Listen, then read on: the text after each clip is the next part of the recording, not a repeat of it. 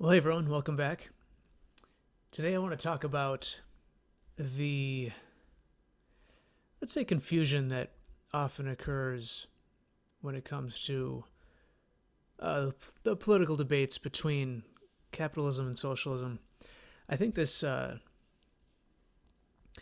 debate over terms like socialism or capitalism is lost by and large by the average voter or the average American. They would just prefer things to be more affordable and for their quality of life to be higher.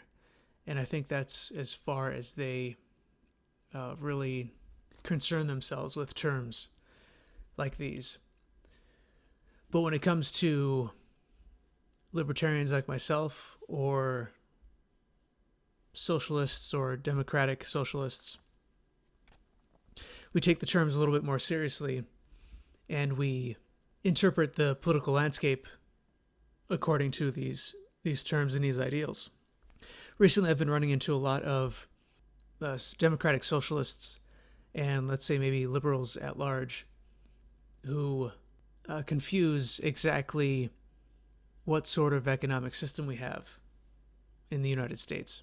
And it usually centers around their conception that the United States is a capitalist economy, is a capitalist nation.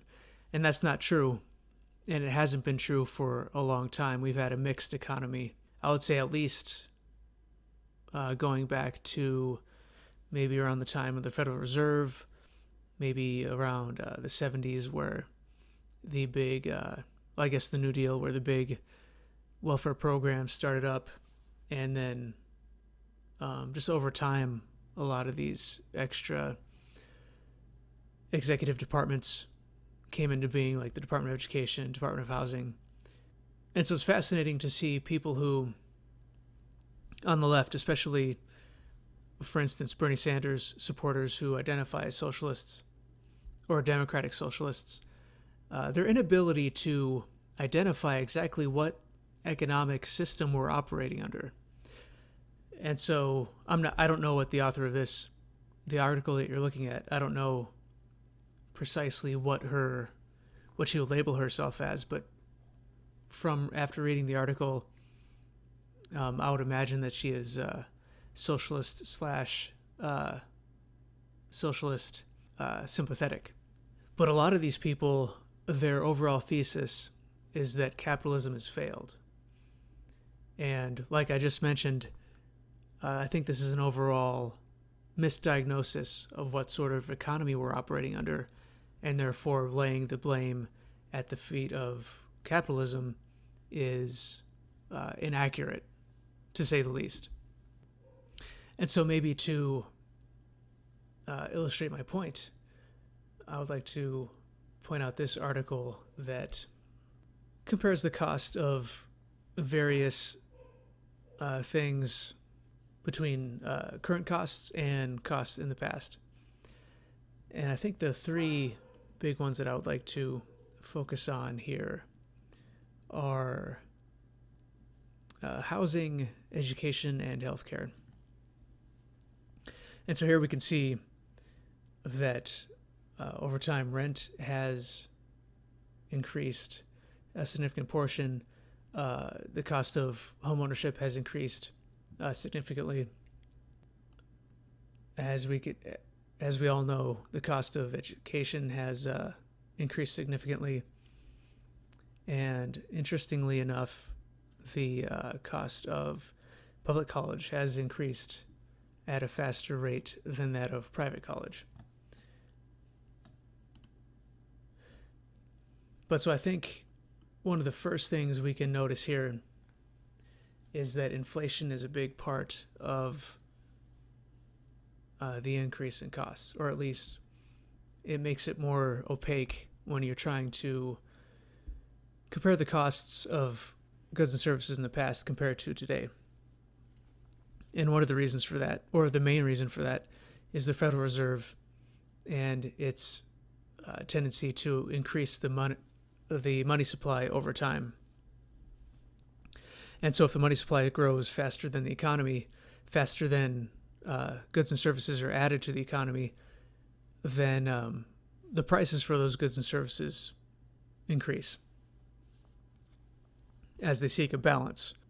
But in addition to this, I think that that's a fairly negative thing, especially when you consider if anybody saves money for a significant portion of time, the money in their bank account, the value decreases, and the less goods and services you can purchase over time, especially over the long run. Let's say if you begin saving for retirement in your 20s, odds are, well, it's fairly certain that by the time you retire, the money that you've saved from much earlier in your working life is worth much less than it was, or it can purchase much less goods and services than it could have in the past, which is a big negative to the whole system that we have.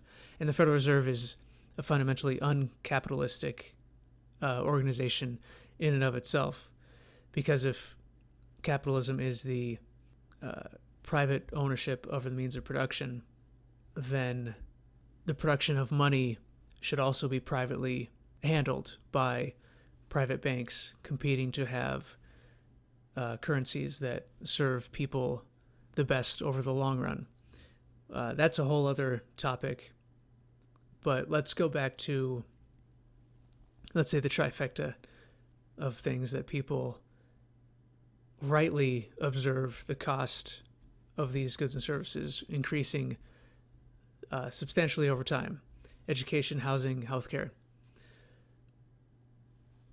Housing first.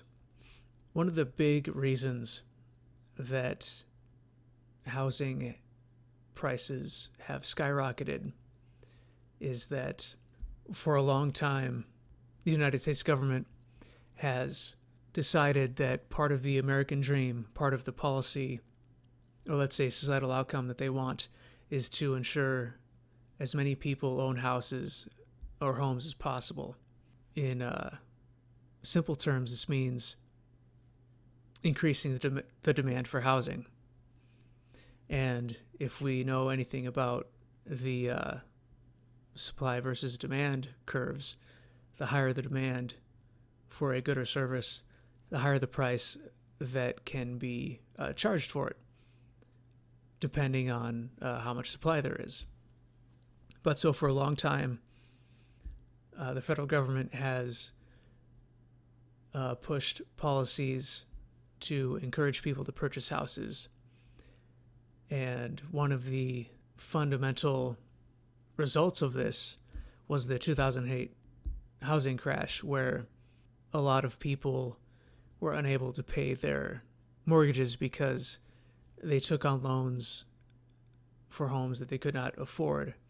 And you can blame companies and financial institutions for giving out loans to people that shouldn't have them, and you can label it predatory lending, but you cannot ignore the fact that Freddie Mae and Fannie Mac, the pseudo-governmental organization, was a big actor in the housing mortgage financial industry, and they encouraged selling homes to people that should not have them. And part of this is that that organization would back many of these mortgages. And so what happens if, a bank is told that, hey, you can make less sound loans to people, and if anything bad happens, we will back you up on it, we'll bail you out.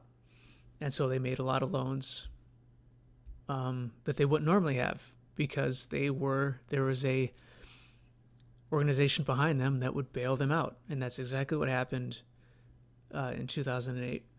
And so I think the most of the blame can be placed at the government for pushing home ownership on U.S. citizens and creating an organization that would back bad loans that financial institutions would provide to people.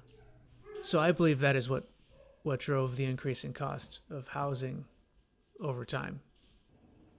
the increase in cost in education is a pretty well accepted idea amongst economists, as far as I know, and that is that the government's subsidies in education have driven up demand for education and therefore driven up the price. We can draw a direct correlation between the amount of money that the United States government gives out for student loans for students to go to college to the increase in college prices. And actually, as far as I know it, I think it's nearly or 100% of student loans are backed by the government. And so this part of the economy is extremely, I guess we could say, socialized in the sense of the term of how a lot of people use it, while it's maybe not necessarily the public ownership of the means of production, but it is, let's say, the public ownership of the means of loaning to students to pay for college, maybe the public ownership of the means of loaning and loans for education, which I think is reasonably socialistic if you want to define it that way. And I think it's reasonable too. And what's funny is that according to this graphic, I think a lot of people are aware of, and or there's a common conception that private colleges charge a lot more for their tuition to students, and at some points these private colleges do, let's say, provide a good that is not worth the price, and their cost is much more than public colleges. In the end, according to this graphic, public colleges have increased their prices more so than private colleges have.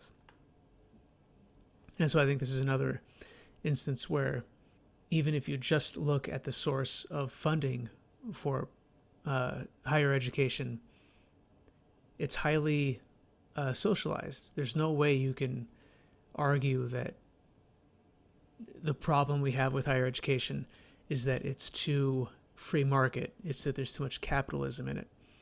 That's not even remotely the case. And most people go to public colleges. Nearly all college loans are backed by the government. Colleges are basically funded by the government at this point, and they're heavily legislated by the government. And so arguing for more intervention in higher education because we have a freewheeling free market in education is patently false. And if we can't even describe the realities of these industries accurately, how can we even remotely pretend that we can prescribe let's say, a fix to artificially high prices for these things? And the last industry that I think is highly misunderstood in a lot of these discussions, and I don't know why the graphic here isn't here for it, but it comes to healthcare spending. And so I found another article that I think has a couple data points here that illustrates my point. So the overall message of this article here is that the United States spends a lot more on healthcare per person than other countries, and specifically countries that have let's say, a single payer healthcare system. And so one of the conclusions is that the United States, like I said before, has a mixed economy, and so a portion of the spending is government spending and a portion is private spending. And both of those portions are roughly equal, about 50% of the overall healthcare spending in the United States. And so this graphic here, we can see that all of the countries here that it is compared to the United States, by and large, are fueled by public spending for healthcare. In the United States here on the right, we have roughly a 50-50 split in reference to GDP. The United States government spends 8.5% of GDP on healthcare, and the private sector spends about 8.8% of GDP on healthcare. And so to say that the United States spends way more on healthcare versus other countries, and therefore it's bad, is not as nuanced as it should be. The United States government spends roughly as much on healthcare according to GDP as other countries do. I would agree that the United States healthcare market has some unique issues and problems, and I think that's stemmed from having a little bit of both. And so while the United States still has, as far as I understand it, really high cancer survival rates, it has really high rates of medical interventions, medical innovations, and new drugs and new treatments compared to other countries. We do spend a lot on healthcare, and I think that's because we have our toes in both camps as far as sources of spending on healthcare. But overall, to my point, you cannot argue that the United States has a open free market in healthcare when half of all dollars spent in the medical industry, in the healthcare industry, is from government sources. And when you put on top of that all of the regulations and stipulations that the government puts onto private healthcare insurance providers, hospitals, and what have you, there's very little that resembles the free market in healthcare. And I think a lot of people, especially Bernie Sanders supporters, Elizabeth Warren supporters, and maybe people that identify as progressive or socialist, they look out and see corporations and medical insurance companies and pharmaceutical companies making a lot of money, and they just assume that that's capitalism. But they have some blinders on, and they don't realize that, or they refuse to see that these companies are operating in an environment that is highly regulated and highly controlled, and at least 50% or around 50% funded by the government. And so blaming it on the free market is to completely miss a large, and I would argue, predominant portion of the forces and influences on the market. And I think this reflects a fundamental paradigm for those people. And for them, at baseline, they fear corporations more than the government. And perhaps for individuals like myself, libertarians, and to a certain extent, maybe Republicans. But I consider them, they're largely socialist. If you look at their policies anyways, they don't want to roll back anything. But we fear the government more. And I guess we can debate on which is more rational. I would say that fearing the government more is a more sound fear, because the government has all the guns, and the government has the monopoly on force and coercion inside of the United States, and where they can tax as much as they want, whereas companies have to persuade you to purchase their goods and services. But I suppose that's a debate for another time. But overall, the claim that capitalism is to blame for the rise in prices for a lot of these basic goods and needs that society requires is to ignore a large portion of what's influencing the economy and the prices and the affordability of these things. All right, well, I think this is a good place to stop. I hope that my arguments have been persuasive. Clarity in the way that we speak and describe things is very important. Also, just to reiterate, I'd like to begin reading and responding to comments from previous episodes in this series. So if you have anything that you would like to add or critique to the content that I put out, put a comment below and add the hashtag read my comment so that I know that you're okay with me responding to your comment publicly. All right, well, thank you again, and I'll talk to you next time. Bye.